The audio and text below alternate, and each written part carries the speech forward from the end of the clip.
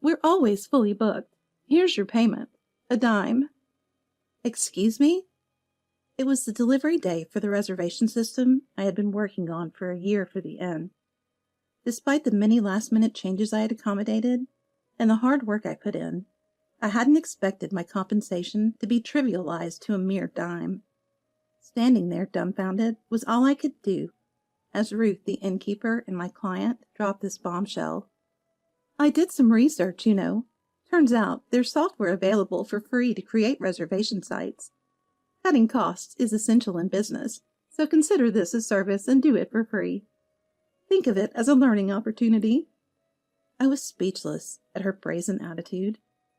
After all these years, I realized it was a waste of energy to try and persuade her. "Understood. Just make sure you don't regret this," I said, glancing at the dime Ruth offered with a smirk, and walked away. My name is Heather, a 28-year-old IT engineer, currently freelancing after my previous company went under. This started when the company I worked for went under. I began taking on projects alongside job hunting. I discovered that freelancing suited me quite well, allowing me to adjust my workload and hours. There were no all-nighters or impossible schedules thrown at me by sales teams. Although the responsibility was greater, the ability to manage directly with clients felt like heaven. Now, I'm making enough to support myself and plan to continue gaining experience. That's when an unfamiliar number called. My family has run a well-known inn for generations. I was fond of my grandmother, the former owner, and proud of the inn's long history. After she passed the management to my mother, the inn's business started to decline. No surprise there, I thought, sighing to myself. My Aunt Ruth, the current manager, is notoriously tech-averse, sticking to manual methods for everything from payroll to bookings. This has led to frequent issues like double bookings. In an era where online bookings are the norm, relying solely on phone reservations was costing the business, especially with international tourists. There were times we were short-staffed because of Ruth's mistake during busy periods, and even I had to step in to help. Well, mistakes happen, right? We got through it, so all's well that ends well. Her first response after overcoming such challenges left us speechless, and the staff looked despondent. I figured it was only a matter of time before the inn would close down, as staff members began leaving one by one. In the midst of it all, Ruth reached out for help, needing a reservation system for the inn. With an outlet mall and glamping site opening nearby, the area was expected to see an influx of tourists. As a historic inn that's been around for over 100 years, Ruth wanted to seize the opportunity to attract international visitors. Watching the inn, which held so many memories for me, continue to decline was unbearable. Eager to help it recover, I happily agreed to take on the project. Ruth said, "Heather, your computer skills are a lifesaver. I'll make it worth your while." Developing the inn system was a nightmare.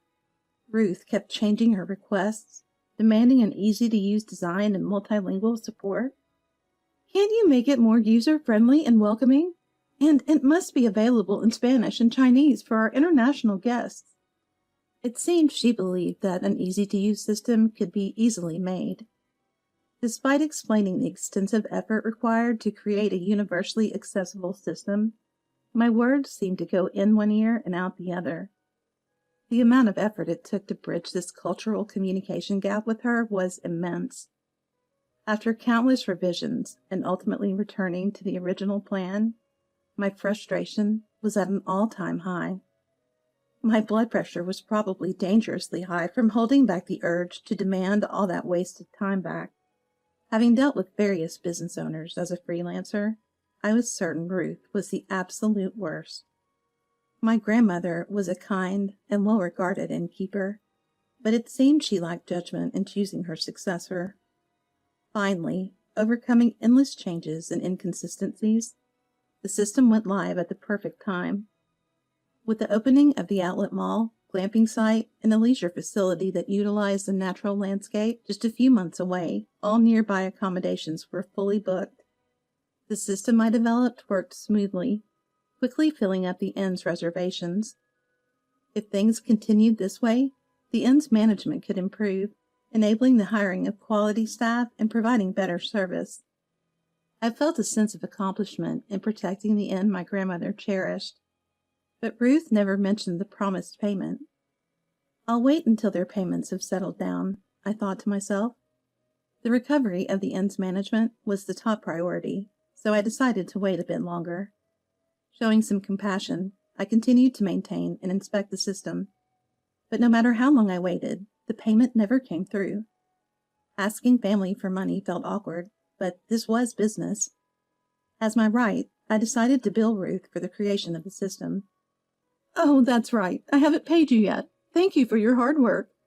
She handed me an envelope with a smile, but upon seeing its contents, I was frozen. Inside was not cash or a check, but a single dime.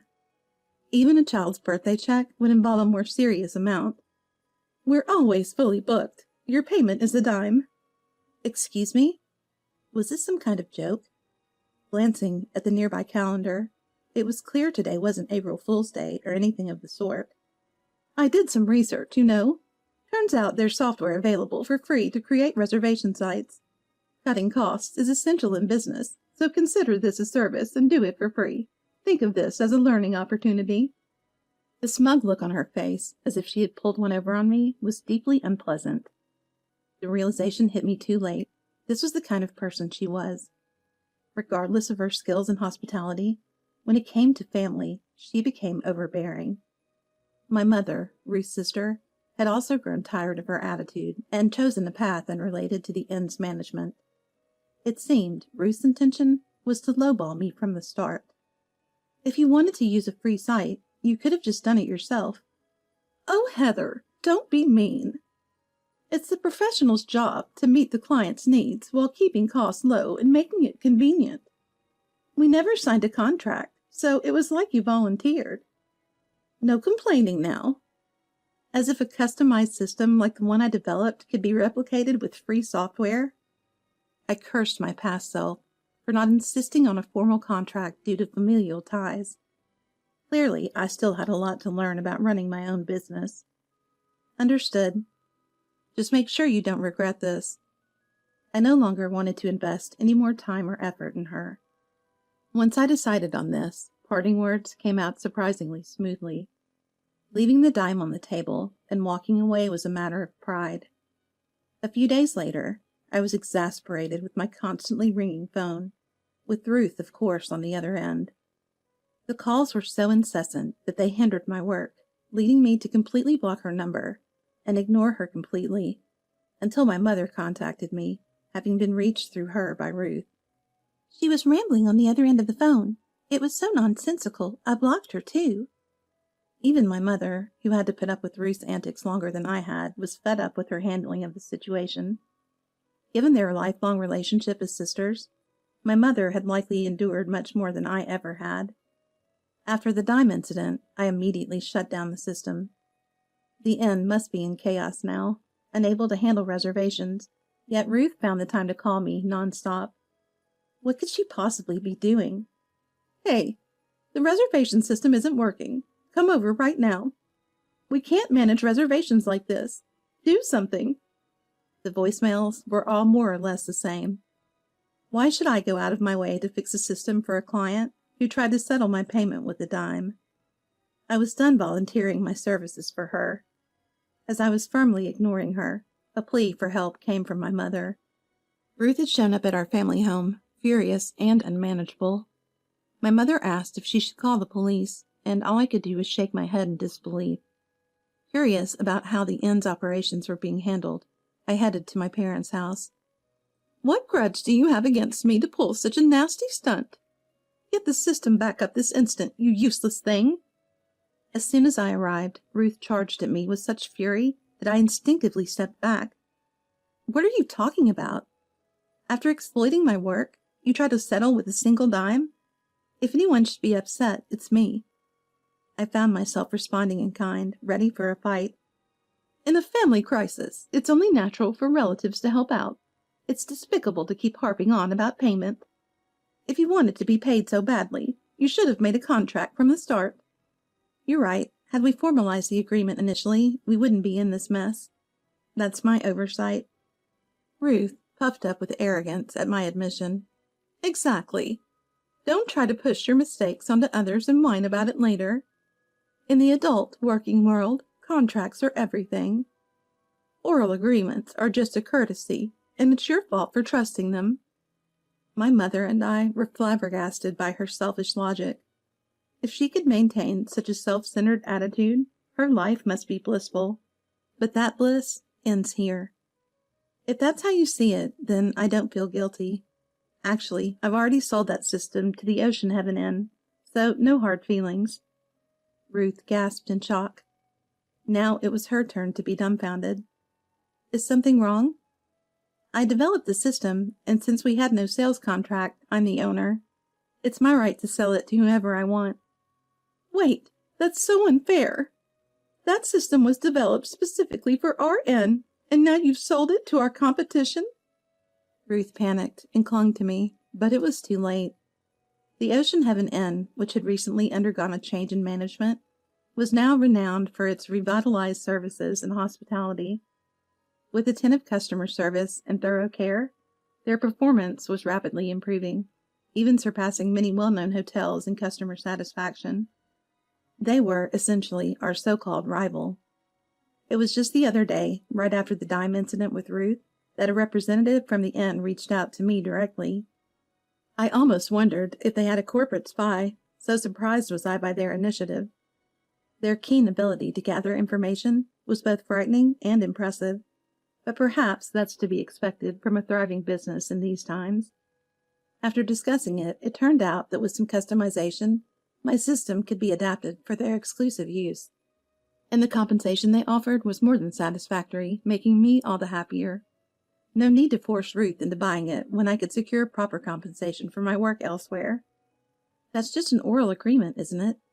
Without a contract, the fault lies on you for trusting the other person. Throwing Ruth's earlier words back at her made her face turn bright red. She seemed to want to retaliate, but all I could see was a fish gasping for air. Heather, I was wrong. If we can't manage the reservations, our reputation will plummet. You wouldn't want to tarnish the memory of the grandmother who doted on you, would you?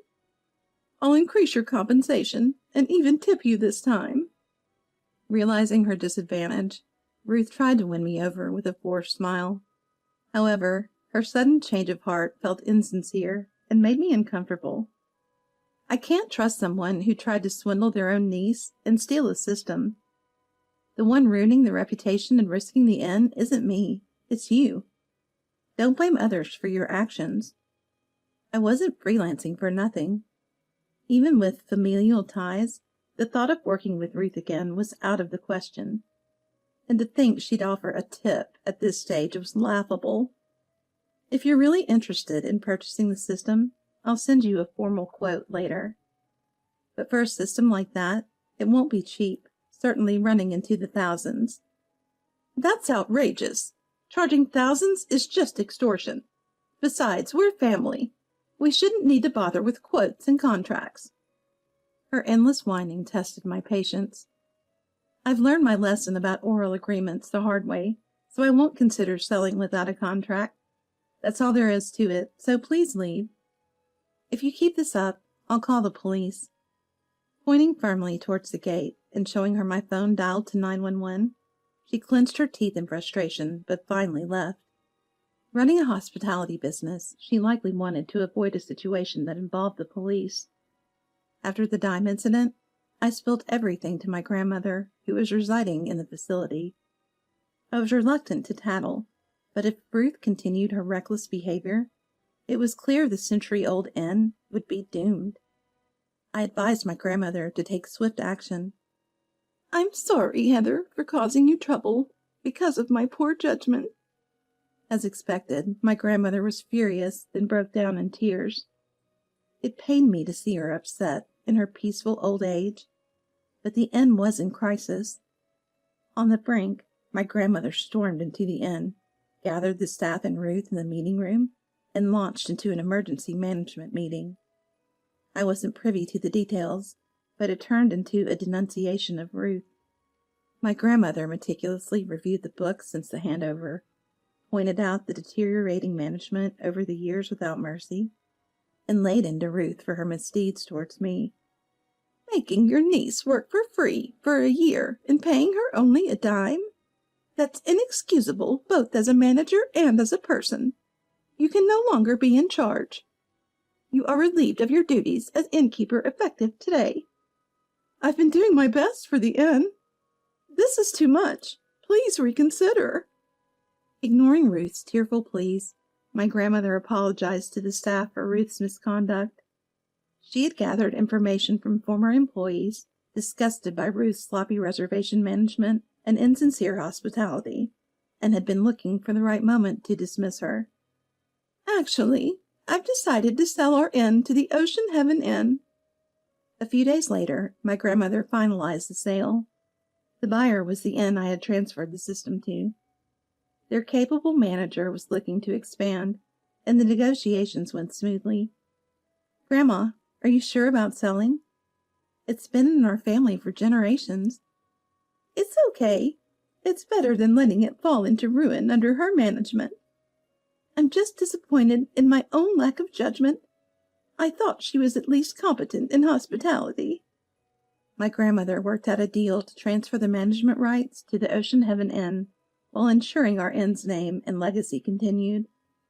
With solid management, our inn structure and history have a chance to thrive once more. Be thankful there's an option. Normally, you'd be stripped of everything for such failures. She was unyielding with Ruth, offering her the choice between continuing as a regular employee until retirement or finding a new job. Ruth chose to start over as a rank-and-file employee. At 55, it seemed better to her than job hunting, but gone were the days of ordering employees around while she relaxed. Hospitality work is physically demanding, and without being accustomed to it, Ruth was bound to suffer through muscle and joint pain. Ruth lamented, "How did it come to this? My legs hurt, and I'm exhausted by the end of the day. The pay is low, and there's no ease even at this age." According to my mother, Ruth occasionally called to complain. She had it coming, considering she used to make her employees do all the hard work. Plus, I heard her salary is now better than when she was in charge, unaware that the tables have turned on her exploitation of employee wages. She should be grateful for having a job at all. As for me, this incident led to more work in the hospitality field. For a fledgling freelancer, I'm doing quite well. My goal is to save enough for worry-free retirement. Even if freelancing doesn't work out, this experience will surely be beneficial, and I've resolved to document anything business-related, no matter how close the relationship. I'm done being swayed by oral agreements.